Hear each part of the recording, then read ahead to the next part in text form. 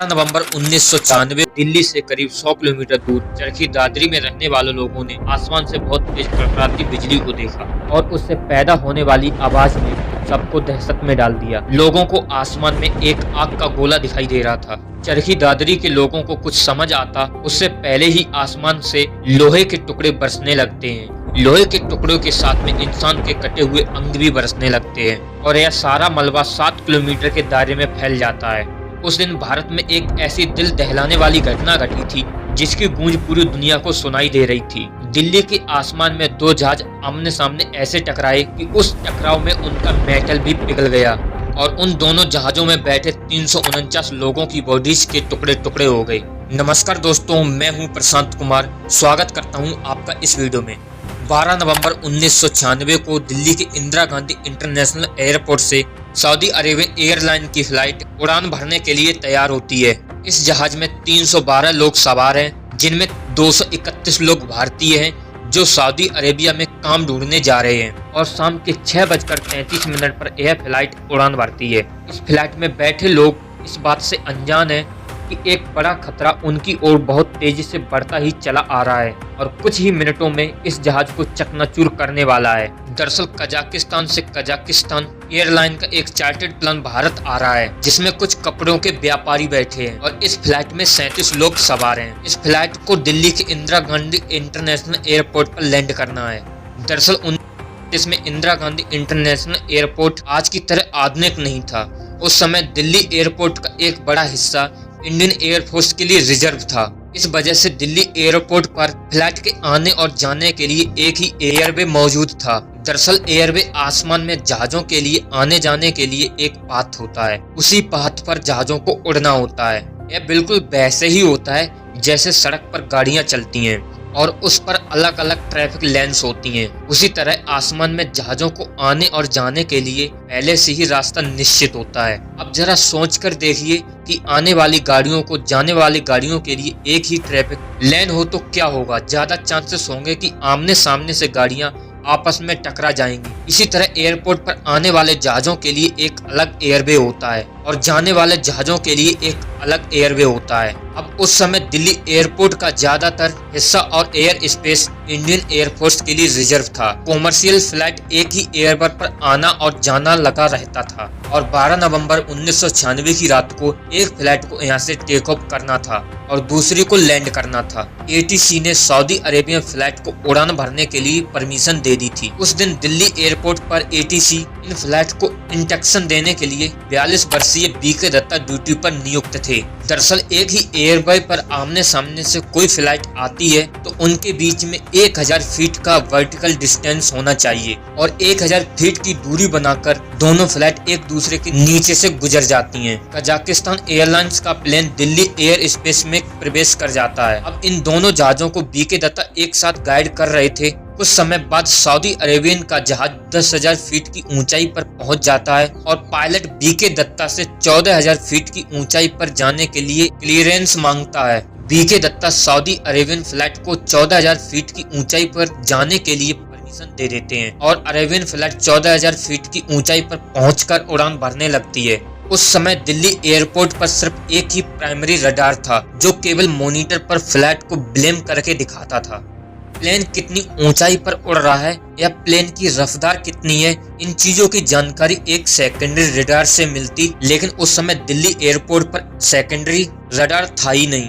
इस वजह से ATC को प्लेन की ऊंचाई और उसकी रफ्तार के बारे में प्लेन के पायलट के ऊपर ही निर्भर रहना पड़ता था। BK दत्ता कजाकिस्तान एयरलाइंस के पायलट को 15,000 फीट की ऊंचाई पर आने के लिए बोलते हैं और पायलट को बताते हैं कि उनके नीचे से सऊदी अरेबियन फ्लाइट गुजरने वाली है। 1000 फीट की वर्टिकल डिस्टेंस बनाए रखें।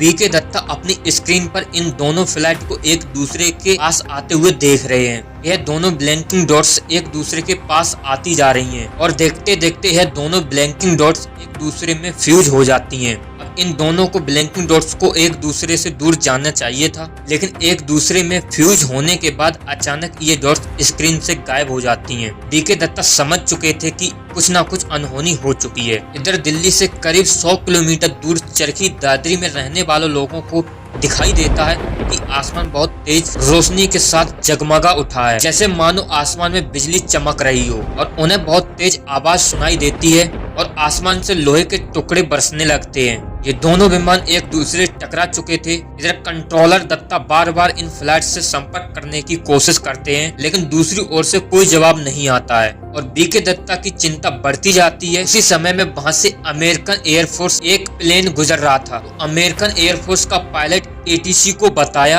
कि उसने आसमान में एक तेज रोशनी को देखा है। इसी के साथ बीके दत्ता का शक यकीन में बदल जाता है। इधर क्रस्ट साइड पर कई किलोमीटर के दायरे में लाशें और जहाज के टुकड़े बिखर जाते हैं। यह देश के इतिहास की पहली और इकलौती ऐसी घटना बन जाती है जिसमें दो प्लेन आसमान में टकराकर चकनाचूर हो गए हों। आखिर कहां पर गलती हुई कि यह प्लेन आपस में टकरा गए? क्या कंट्रोलर बीके दत्ता से कोई चूक हो गई या किसी तकनीकी खराबी की वजह से यह हादसा हुआ था? इसके लिए इस घटना की जांच शुरू की जाती है। घटना के अगले ही दिन दोनों जहाजों के ब्लैक बॉक्स को खोज लिया गया और इन दोनों ब्लैक बॉक्स को डिकोड करने के लिए भेज दिया जाता है, लेकिन ब्लैक बॉक्स में मौजूद डेटा को डिकोड होने में अभी भी बहुत टाइम था। जब तक इन्वेस्टिगेशन टीम इस घटना के अन्य पहलुओं की छानबीन में जुटी हुई थी। इस घटना के पीछे मेनली 3 कारण हो सकते थे। पहला कारण यह हो सकता था शायद दोनों ही फ्लाइट में से किसी एक पायलट ने एटीसी द्वारा दिए गए निर्देश का पालन नहीं किया हो। दूसरा कारण यह हो सकता है कि शायद किसी एक जहाज के इंस्ट्रूमेंट गलत रीडिंग दिखा रहे हो,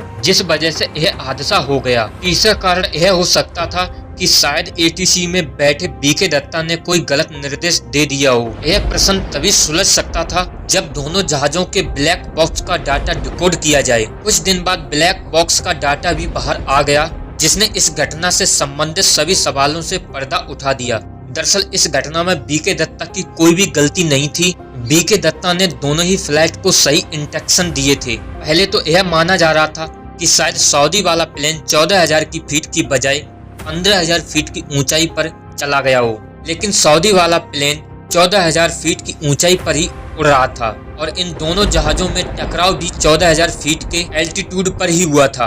तो कहीं ना कहीं गलती कजाक वाले प्लेन से हुई थी। लेकिन ऐसा क्या कारण रहा होगा कि कजाक वाला प्लेन इतनी बड़ी गलती कर बैठा? दरअसल कजाक विमान कोई आम विमान नहीं था, बल्कि यह एक कार्गो जहाज था। लेकिन इस जहाज को चलाना ही अपने आप में एक महाभारत था, क्योंकि यहाँ अन्य जहाजों का 1 या 2 पायलट चला सकते थे, लेकिन यह जहाज को चलाने में 5 लोगों की जरूरत पड़ती थी। इन 5 लोगों में आपस में सही तालमेल होना बहुत जरूरी था। किसी एक की गलती भी एक बड़ी घटना का अंजाम दे सकती थी और कजाक विमान के साथ ऐसा ही हुआ। दरअसल कजाक विमान में बैठे पायलट को इंग्लिश नहीं आती थी, इस वजह से वो एटीसी से जल्दी जल्दी बात नहीं कर पा रहा था, क्योंकि वह पहले एटीसी द्वारा दिए गए निर्देश को ट्रांसलेट करता, फिर उसका जवाब देता। हम के लिए जहाज में अलग से एक ट्रांजैक्शन मौजूद था जो रेडियो कम्युनिकेशन को संभाल रहा था। लेकिन कजाक विमान के क्रू में एक और बड़ी प्रॉब्लम यह थी कि वह डिस्टेंस को मीटर में मेजर करते थे, तो फीट और मीटर में वह कंफ्यूज हो गए।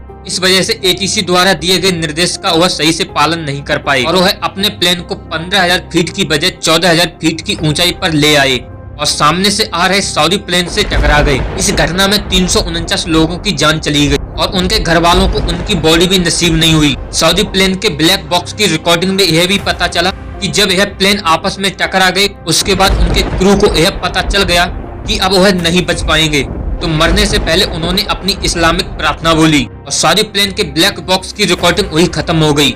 यह घटना देश के इतिहास की सबसे भीषण घटनाओं में से एक थी। इस घटना के बाद इस इंडस्ट्री में बहुत सारे बदलाव किए गए कि आगे से फिर ऐसी घटना ना घटे। पहला बदलाव तो यह था कि विमानों के आने जाने के लिए अलग अलग कॉरिडोर बनाए गए। दूसरा सेकेंडरी रडार जो इंस्टॉल किया गया, जिससे आसमान में उड़ने वाले जहाजों को सही पोजीशन का आकलन किया जा सके। और सरकार ने यह मैंडेटरी कर दिया, अब हर उड़ने वाले जहाजों में TCAS यानी कि ट्रैफिक कोलिजन अवॉइडेंस सिस्टम को लगाया जाए। दरअसल TCAS एक ऐसा सिस्टम है जो यह बताता है कि जब कोई जहाज किसी जहाज के आमने सामने आ रहा है तो उसमें एक अलार्म बज जाता है और यह सिस्टम पायलट को बताता है कि किधर मुड़ना है, कि हादसे को टाला जा सके और कम्युनिकेशन मिस्टेक न हो सके। इसके लिए अंग्रेजी भाषा को जरूरी कर दिया गया।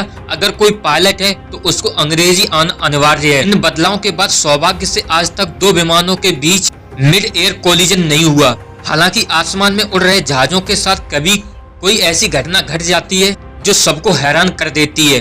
तो दोस्तों, आपने अपना कीमती समय इस वीडियो पर देने के लिए आपका बहुत बहुत शुक्रिया।